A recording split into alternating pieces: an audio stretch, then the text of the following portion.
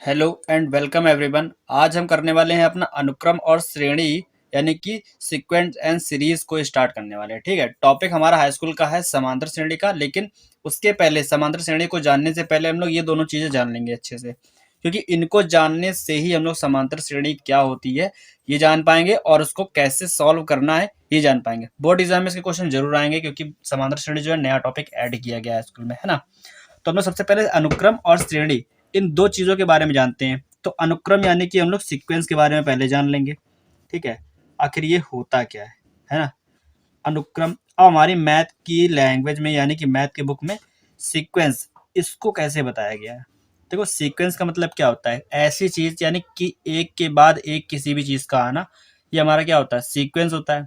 ठीक है, अब सीक्वेंस को समझना कैसे है। फॉर एग्जाम्पल अगर हम बात करते हैं कि एक हमारे पास बास्केट है, उसमें बहुत सारे यानी कि मान लेते हैं जैसे हमारे पास 28 एक बास्केट में 28 एप्पल्स रखे हुए हैं। ठीक है, फॉर एग्जांपल अब इनको समझने की कोशिश करना। और अगर दूसरी बास्केट में हमारे पास क्या है, दूसरी बास्केट में हमारे पास 25 अगर ऑरेंजेस हैं, ठीक है, यानी कि संतरे हैं। और तीसरी बास्केट में हमारे पास क्या है, मैंगोज हैं, वो भी कितने, 18 मान लेते हैं।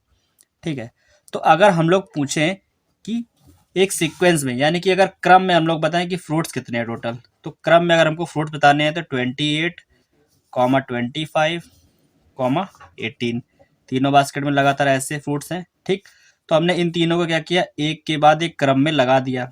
ठीक है, इसको इस क्रम में रखना ही क्या होता है, सीक्वेंस होता है। ठीक है, सीक्वेंस मतलब अनुक्रम। ठीक, ये हिंदी इंग्लिश दोनों। अब अब सीक्वेंस है तो जाहिर सी बात है हम लोग सीक्वेंस का मतलब जान चुके हैं, एक के बाद एक किसी भी चीज़ का आना क्या होता है, सीक्वेंस होता है। मैथमेटिकल लैंग्वेज में हम लोग नंबर्स के बारे में पढ़ रहे हैं तो नंबर्स के बारे में जानेंगे। अब जानते हैं सीरीज क्या होती है। सीरीज का मतलब होता है श्रेणी, ये हमारा श्रेणी का, तो हम लोग जानेंगे श्रेणी क्या होती है। ठीक है, तो श्रेणी किसको बोलते हैं। अब श्रेणी क्या होती है कि ऐसे नंबर्स, जैसे हम लोगों ने यहाँ पर क्रमागत संख्याओं को एक साथ लिखा, ठीक है, तो ये हमारा बन गया सीक्वेंस यानी कि अनुक्रम बन गया। श्रेणी इसी चीज़ को बोलते हैं, लेकिन श्रेणी में जो नंबर्स लिखे होते हैं, फॉर एग्जांपल जैसे हमने लिखा 2 4 6 8, इस टाइप से एक श्रेणी बना दी। तो श्रेणी में जो हर एक नंबर लिखा गया है वो किसी न किसी रूल के अकॉर्डिंग लिखा गया है, किसी न किसी नियम के अनुसार लिखा गया है। ठीक है, यानी कि इस पर इसका जो पहला पद होता है तो इसके बाद जो इसका दूसरा पद लिखा जाएगा वो किसी ना किसी रूल को लगा करके, पहले वाले पद पर कोई ना कोई ऐसा रूल लगा होगा जिसकी वजह से इसका दूसरा वाला पद आया हुआ है, और दूसरे वाले पद पर भी ऐसा एक रूल लगा हुआ होगा जिससे इसका थर्ड वाला टर्म आया हुआ है। ठीक है, और तीसरे वाले पद पर भी कोई ना कोई रूल लगेगा जिससे इसका चौथा पद आएगा। ठीक है, तो जिस पर नियमानुसार हम लोग किसी भी संख्याओं को लिखेंगे, श्रेणी को लिखेंगे, यानी कि नियमानुसार अगर कोई भी अनुक्रम लिखा जाएगा तो उसको हम लोग श्रेणी में पढ़ते हैं। ओके, तो हमारा अनुक्रम क्या होता है, चीज़ों को क्रमबद्ध तरीके से लिखना हमारा अनुक्रम होता है। और श्रेणी क्या होता है कि चीज़ों को नियमानुसार यानी कि संख्याओं को नियमानुसार लिखना। अनुक्रम को अगर हम लोग नियमानुसार लिख देंगे तो हमारा हो जाएगा श्रेणी। ओके, अब हम आपको श्रेणी ही पढ़ाने वाले हैं, क्योंकि अनुक्रम तो इसका नाम है, अनुक्रम इसका बेसिक लैंग्वेज इसको समझाने के लिए बताया गया। मीन चीज़ क्या हमारी श्रेणी, क्योंकि समांतर भी हमारी श्रेणी ही है आगे चल के, है ना। तो अनुक्रम को जानने के लिए हम आपको कुछ एग्जाम्पल दिखाते हैं। ठीक है, एग्जाम्पल कैसे, देखो फॉर एग्जाम्पल हमने लिख भी रखे हुए हैं। जैसे यहाँ पर देखो, अगर दिख रहा हो तो यहाँ पर 4 7 10 13 16 इस टाइप से हमने एक एग्जाम्पल ले रखा, तो उसको हम लोग यहाँ पे लिख लेते हैं। जैसे कि लिखा है यहाँ पर 4 7 10 13, ठीक है, इसी टाइप से हमने ये एक अनुक्रम लिख लिया है ना। अब ये एक श्रेणी है, ये अनुक्रम नहीं है, ये क्या है, एक श्रेणी है। हम लोग कैसे, देखो हम लोग को बताना है कि ये श्रेणी है तो कैसे, ये हम आपको बताने वाले हैं। ठीक है, तो इसका पहला पद जो है उससे दूसरा पद कैसे आया हुआ है। यहाँ पर हमारे पास पहला पद क्या है, 4 है, और 4 में हम लोगों ने कितना 3 ऐड कर दिया है जिससे हमारा दूसरा वाला पद आ गया है ना। तो यानी कि पहले पद में हमने एक संख्या जोड़ दी 3। ठीक, अब हम लोग दूसरे वाले पद में क्या किया है, दूसरे वाले पद में भी हमने यही संख्या जोड़ करके अगला वाला पद लेकर के आए हैं।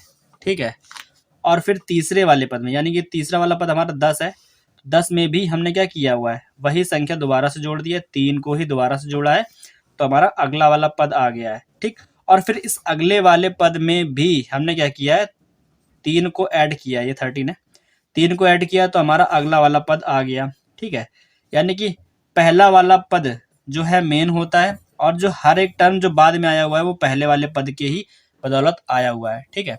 यानी कि पहले वाले टर्म पर कुछ ना कुछ ऐसे नियम लग रहे हैं जिससे दूसरे वाला पद आया हुआ है, ठीक है। इसमें हम लोग श्रेणी को देख रहे हैं कि अगर हम लोग मानते हैं इसका पहला पद A1 है तो उसमें कोई ना कोई खास संख्या जोड़ी जा रही है हर जगह, है ना। मान लो A1 में x जोड़ दिया गया तो दूसरा वाला पद आ गया जिसको हम लोग A2 बोलेंगे, ठीक है। और A2 में अगर हम लोग x जोड़ देंगे तो हमारा A3 आएगा, और A3 में x जोड़ेंगे तो हमारा अगला वाला पद आएगा, ठीक है। बस ये लिखा अलग तरीके से, इसको लिखने का भी तरीका बताएंगे, इस तरीके से लिखा नहीं जाता है, और ये केवल समझाने के लिए, ठीक। अब देखो एक रूल जो है इन पर कैसे कैसे नियम बनते हैं वो हम बता देते हैं आपको, है ना। जैसे यहाँ पर लिखा है 4, 7, 10, 13, 16, तो इस पर हमारा किस तरीके का रूल बन रहा है। एक आपको श्रेणी जैसे बताते हैं, मान लेते हैं हमारे पास एक श्रेणी है A1, A2, A3, A4, ऐसे ही करके हमारे पास एक बहुत बड़ी श्रेणी है, ठीक। तो इस श्रेणी का जो पहला पद होगा ना वो क्या होगा, इस श्रेणी का जो पहला पद होगा वो होगा A1, ठीक है। पहला पद क्या होगा, A1 होगा। इसका दूसरा पद जो है उसको हम लोग क्या बोलेंगे, A2। तीसरे वाले को क्या बोलेंगे, A3, ठीक है। और चौथे वाले को क्या बोलेंगे, चौथे वाले को बोलेंगे A4, ठीक। तो ये पहला, दूसरा, तीसरा, चौथा पद समझ में आया। इनको ऐसे लिखते हैं।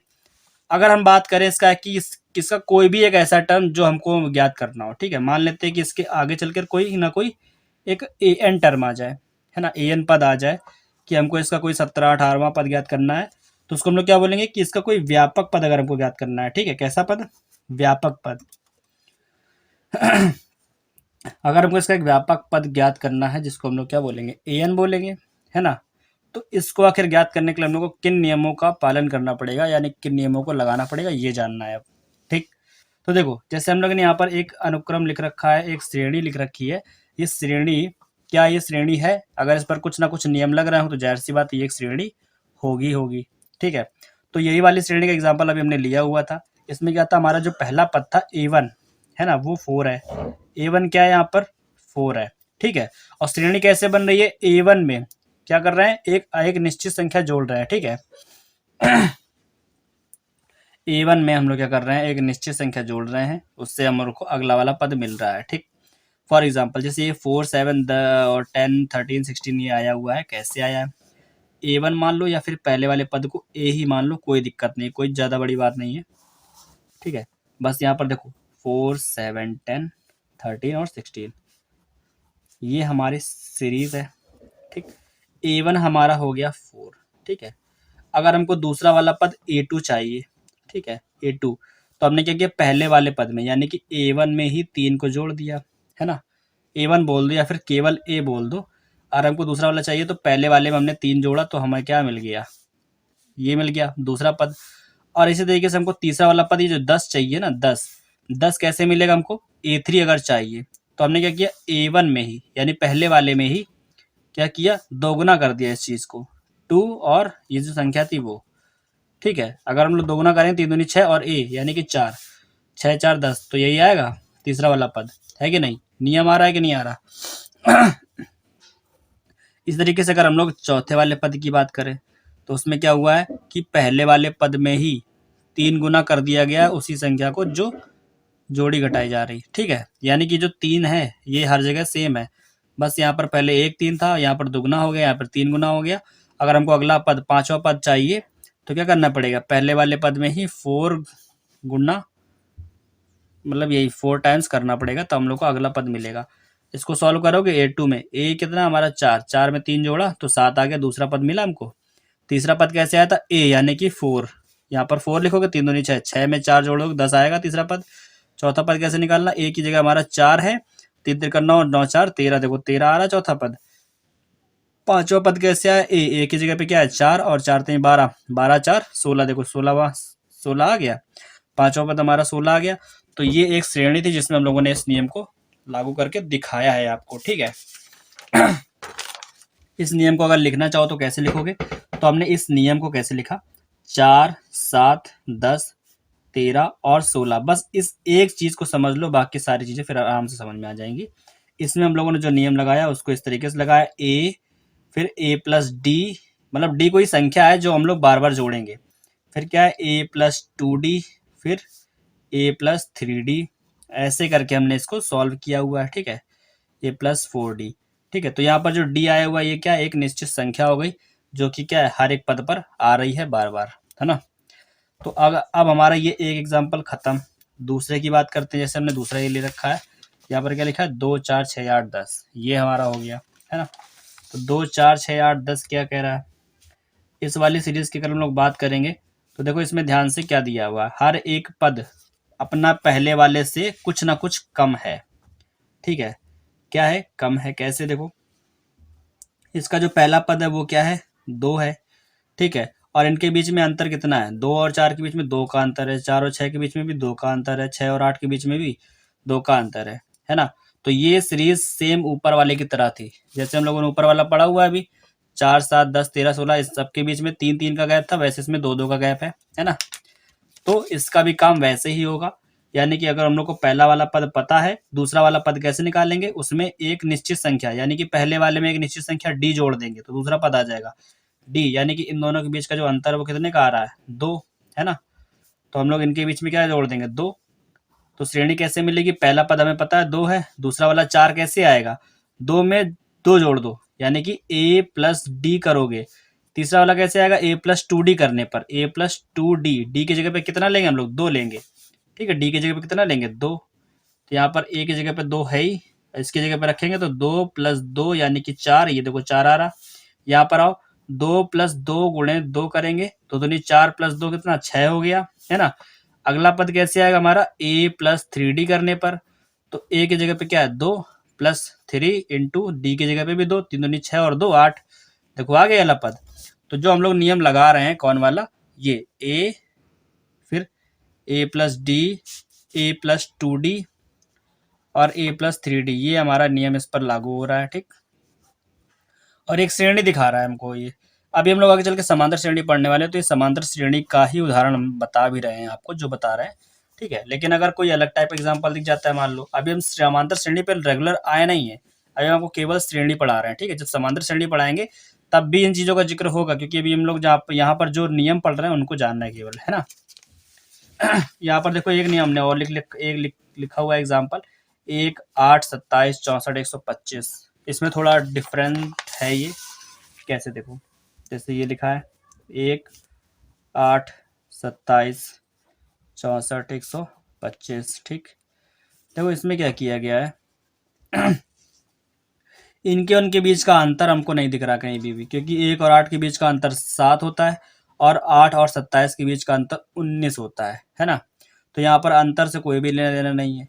लेकिन यहाँ पर एक नियम लग रहा है कि क्या ये श्रेणी जो है ना, वो पूरी जो श्रेणी है, अगर हम मान लें कि an हमारी वाली श्रेणी है, तो इसमें देखो यहाँ पर ये जो 1 है ना, इसको हम लोग अगर 1 का क्यूब लिखें तो कोई दिक्कत है। यहाँ पर 8 लिखा तो 8 को हम लोग 2 का क्यूब लिखें, कोई दिक्कत। 27 को हम लोग 3 का भी क्यूब लिख सकते हैं, 64 को 4 का क्यूब लिख सकते हैं। इस तरीके 125 को 5 का क्यूब लिख सकते हैं कि नहीं लिख सकते हैं, है ना। तो ये जो सारी संख्या है हमारी किसी न किसी का क्यूब है ना। तो जो हमारी श्रेणी है उसके लिए अगर हम लोग एक नियम लिखेंगे तो क्या लिखेंगे, नियम होगा हमारा an बराबर जो आएगा वो क्या है, 1 2 3 4 5। ये 1 2 3 4 5 क्या होती हैं, ये हमारी प्राकृतिक संख्या होती हैं। ठीक है, ये n होती हैं, n का मतलब होता है प्राकृतिक संख्या। ठीक, और ये जो 1 2 3 4 5 है, ये हमारी क्या है, प्राकृतिक संख्याएं हैं।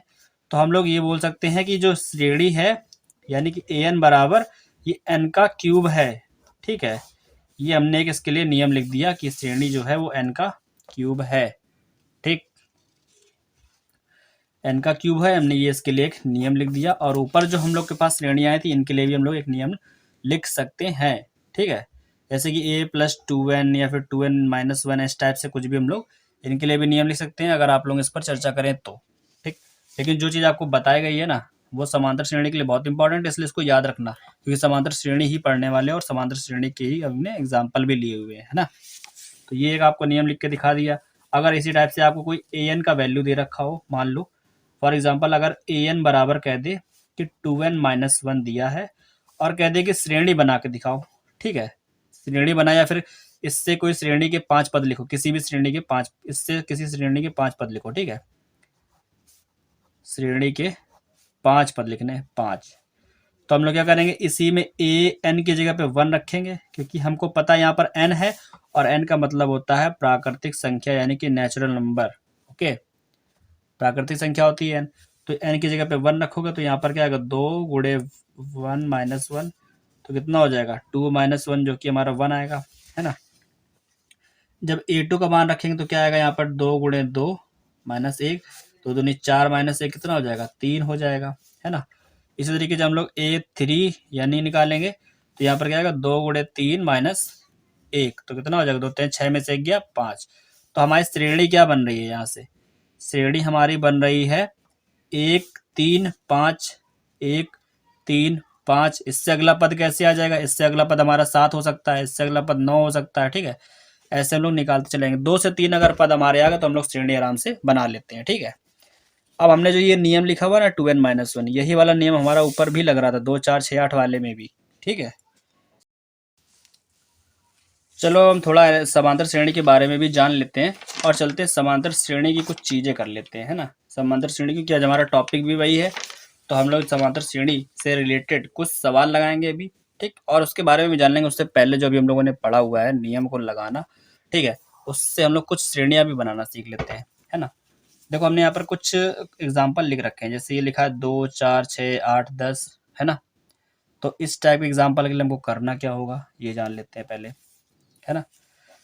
ये कुछ एग्जाम्पल्स हैं, उसके बाद हमारे पास ये एक उसी टाइप का नियम दे रखा है और कह रहा प्रथम 5 पदों को ज्ञात करिए। तो प्रथम 5 पद ज्ञात करने के लिए हम लोग वही करेंगे, इसमें n की जगह पे 1 फिर 2 फिर 3 रख करके एक श्रेणी निकाल लेंगे, है ना। तो ये पहले बता देते हैं, देखो अच्छा, क्योंकि हमने नियम बनाना तो ऊपर से सीख ही लिया है, चाहो तो एक बार और देख लो। जैसे हमारा ये नहीं आया हुआ है 1 3 5 7 9, अभी हम लोगों ने इसी टाइप का एक काम किया हुआ है ना। अगर हमारे पास क्या हो, ये एक कैसे आया, तो हमें पता है कि 2n - 1 वाला जो रूल है वो अभी हमने इस पे पढ़ा हुआ है, अप्लाई होता है कि नहीं होता है ना। एन की जगह पे 1 रखोगे, पहले वाले पद में एन की जगह 1 रखोगे तो 1 2 - 1 और 1 हो जाएगा, तो यहाँ पर 1 आ जाएगा। फिर एन की जगह पे जब 2 रखोगे तो हमारा ये वाला पद आ सकता है, ठीक है। जब यहाँ पर एन की जगह पे 3 रखोगे तो ये वाला पद आएगा, 4 रखोगे तो ये वाला पद आएगा, 5 रखोगे ये वाला पद आएगा, 6 रखोगे ये वाला पद आएगा। तो इसी टाइप के नियम जो है हमको इससे बनाने को मिलेंगे, है ना। तो इस टाइप से ज़्यादा कन्फ्यूज होने की कोई ज़रूरत नहीं है। अब ये देखो लिखा है हमारे पास an बराबर 3n + 2। अब इसमें क्या करना है, इसमें हम लोग n की जगह पर 1 2 3 4 ऐसे ही रखेंगे और हमको ऐसे ही क्या मिलेंगे, पांचों पद मिल जाएंगे, ठीक है। तो जब हम लोग a1 का मान निकालेंगे तो क्या आएगा हमारे पास, जहाँ जहाँ n लिखा है वहाँ 1 रख देंगे, ठीक है। तो देखो यहाँ पर 3n है तो 3 × 1 + 2, है ना। 3 × 1 + 2 करेंगे तो क्या आएगा, 3 × 1 3 और 2 5, यानी a1 का मान कितना मिल गया 5। इस तरह हम लोग a2 का मान निकालेंगे, है ना। a2 का मान निकालने के लिए क्या करेंगे, जहाँ पर n लिखा है वहाँ पर क्या लिखेंगे 2 + 2, तो क्या हो जाएगा 3 दूनी 6 और 2 8 हो गया हमारा। इस तरह a3 का वैल्यू निकाल लो, तो a3 क्या हमारा आएगा, 3 लिखा है, ठीक है 3, और n की जगह पे क्या लिखेंगे 3 + 2, तो 3 × 3 = 9 और 2 11 आ गया हमारा, ठीक है। तो ये हमारे 3 पद आ गए, a3 तक आ गया। चौथा पद निकालते जरा a4,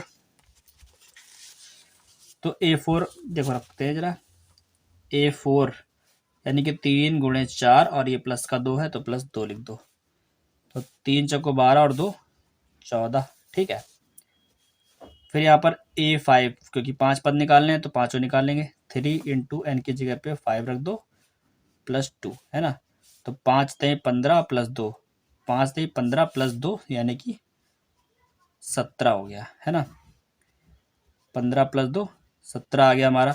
हमें एक श्रेणी के 5 पद मिल गए, इनको हम लोग अगर एक सीरीज यानी कि श्रेणी में रखेंगे तो क्या आएगा हमारा 5 आएगा, फिर 8 आएगा, फिर 11, फिर 14, फिर ये 17, ठीक है। इससे हमको एक श्रेणी मिल गई है ये वाली, ठीक। 5 8 11 14 17। अब इनके बीच में देखो अंतर जो है वो समान है, ठीक है। समान है कि नहीं है, देखो ध्यान से, 5 और 8 के बीच में अंतर कितने का है, 3 का अंतर आ रहा है ना। 8 और 11 के बीच में भी 3 का अंतर है, 11 14 के बीच में 3 का अंतर, 14 17 के बीच में भी 3 का अंतर है, ठीक। यानी कि एक निश्चित संख्या जो है हर एक पद में जोड़ने पर उससे अगला वाला पद आ रहा है ना। तो ये हमारा जो नियम है, इस टाइप की श्रेणी हमको दी रखी होती है, तो हम लोग को इस टाइप के नियम बनाने होते हैं। वैसे ही नियम दे रखा हो तो श्रेणी बनानी होती है। ये काम अभी करना है फिलहाल।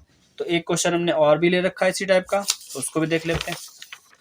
फिर हम लोग समांतर श्रेणी के बारे में भी कुछ पढ़ेंगे। ठीक है, देखिए क्या लिखा है। ए एन बराबर लिखा है n(n-3)(n+4) है ना। n(n-3)(n+4) हमसे कह रहा है 17वां पद ज्ञात करना है इसका। कोई भी जनरल टर्म, यानी कि इसने पूछ दिया व्यापक पद ज्ञात करो।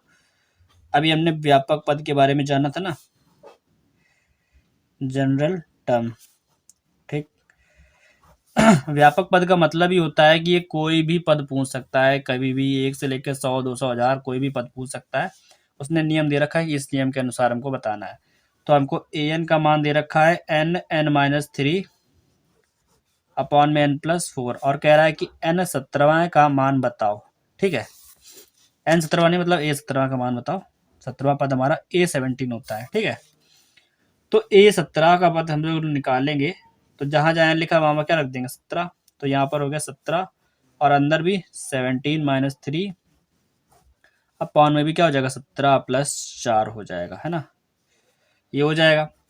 अब इसी को हल कर लेंगे, जो हमारा ये 17 उसका वैल्यू आ जाएगा। जैसे बाहर 17 लिखा, 17 में से 3 गया तो कितना आएगा 14, और अपॉन में 17 में 4 जोड़ दो 21, काट दो 7 दूनी 14, 7 रहे 21।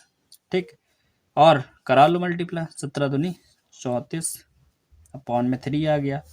तो हमारा जो a17वां है वो इसका मान क्या आ गया 34/3। ठीक है, वैसे ये क्वेश्चन मैंने अपने मन से लिया हुआ था, तो मतलब इसका आंसर ऐसे अपॉन में आ रहा है। अगर अपॉन में नहीं आया, जैसे मान लो इसका 18वां पद निकालेंगे, तो आंसर जो है एकदम फिक्स आएगा। ठीक है, यानी कि कोई ना कोई संख्या आएगी, ये अपॉन में नहीं आएगा।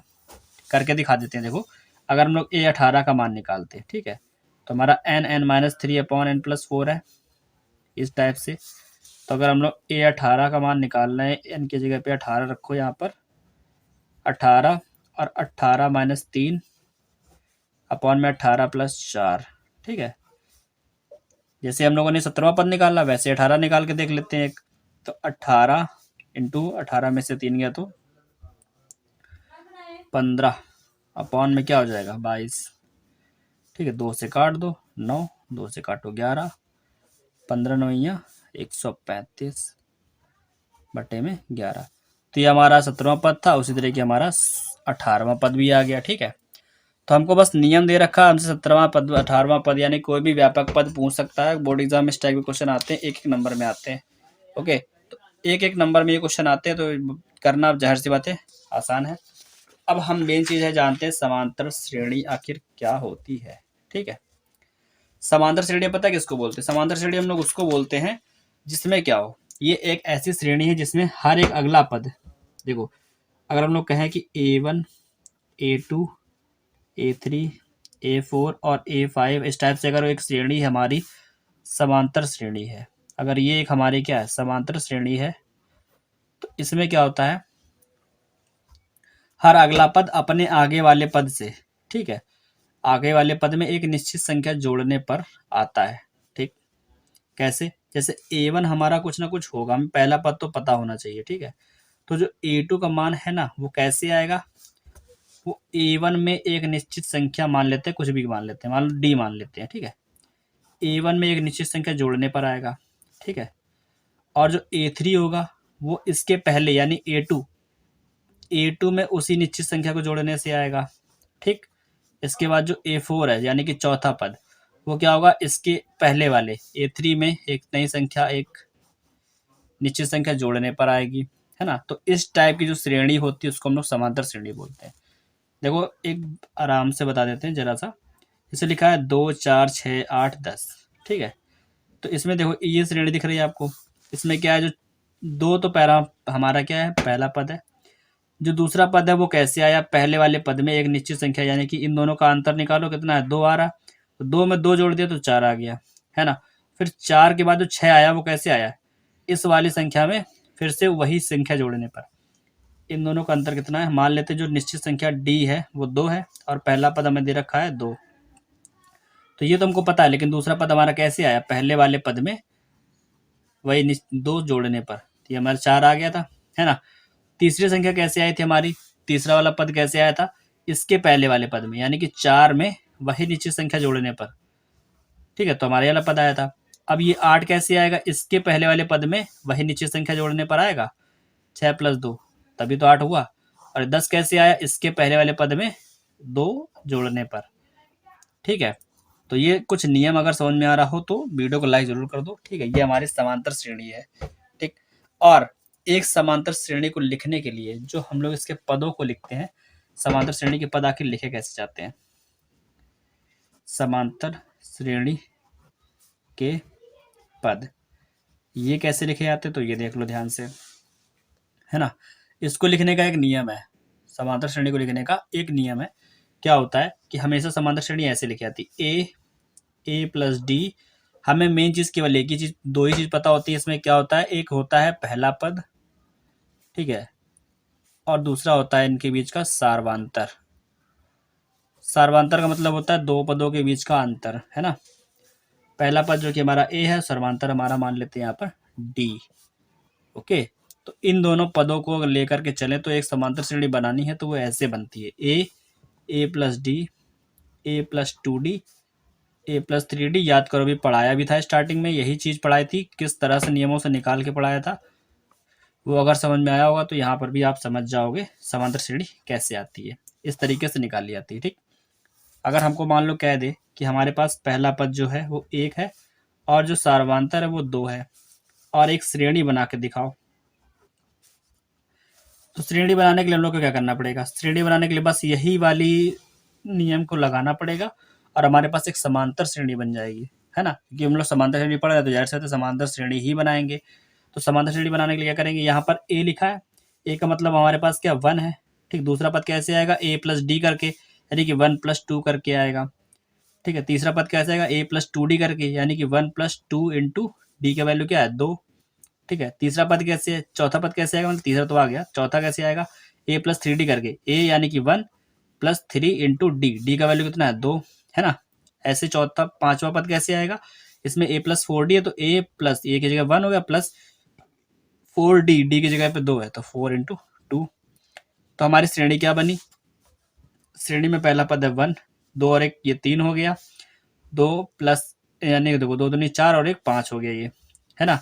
3 दूनी 6 और 1 7 हो गया ये, 4 दूनी 8 1 9 हो गया ये। ठीक, तो हमारी जो श्रेणी बनी वो क्या बनी? 1 3 5 7 9, है ना। और अगर पता करना है कि समांतर श्रेणी में है तो इनका सार्वंतर निकाल के देख लो, आ रहा है कि नहीं आ रहा। इसके बीच का अंतर 2 है, इसका भी 2, इसका भी 2, इसका भी 2। तो जिनके बीच का अंतर समान होता है उसको हम लोग बोलते हैं समांतर श्रेणी। ठीक है, इनके बीच का अंतर क्या है? समान है, अतः हम इसको क्या बोलेंगे? समांतर श्रेणी। ओके, अब समांतर श्रेणी अगर आपको समझ में आई हो, श्रेणी क्या होता है ये समझ में आया, अनुक्रम क्या होता है ये समझ में आया हो, तो इस वाले वीडियो को जरूर लाइक करो, अपने दोस्तों के साथ में शेयर करो। और इसके कुछ क्वेश्चन हम लोग आपको अगले वाले वीडियो में पढ़ाएंगे, क्योंकि ये वाला वीडियो मेरे ख्याल से काफ़ी लंबा हो गया है, समझाने में काफ़ी टाइम चला गया है। ठीक है, तो अगले वाले वीडियो में यानी अगले वाले लेक्चर में हम लोग आपको इसके कुछ क्वेश्चन कराएंगे और बताएंगे फिर से समांतर श्रेणी को, थोड़ा सा इंट्रो देंगे उसका भी, और फिर से इसके क्वेश्चन बताएंगे। ठीक है, अगर समझ में आया, कहीं पर अगर कुछ डाउट आया, कुछ ना समझ में आया, तो उस जगह को उस टाइम को, जैसे मान लो 3 मिनट 12 सेकंड पर आपको कोई चीज़ समझ में नहीं आई है तो यही वाला टाइम लिख करके आप कमेंट कर दो, आपको वहीं पर जो डाउट था उस चीज़ को आपको अलग से एक सेपरेट वीडियो में बता दिया जाएगा। ओके, तो इतना आप कर सकते हो अगर, तो बहुत बहुत धन्यवाद आपका। ठीक है, लगातार पढ़ते रहो, सीखते रहो, कुछ ना कुछ देखते रहो। तब तक के लिए गुड बाय, टेक केयर।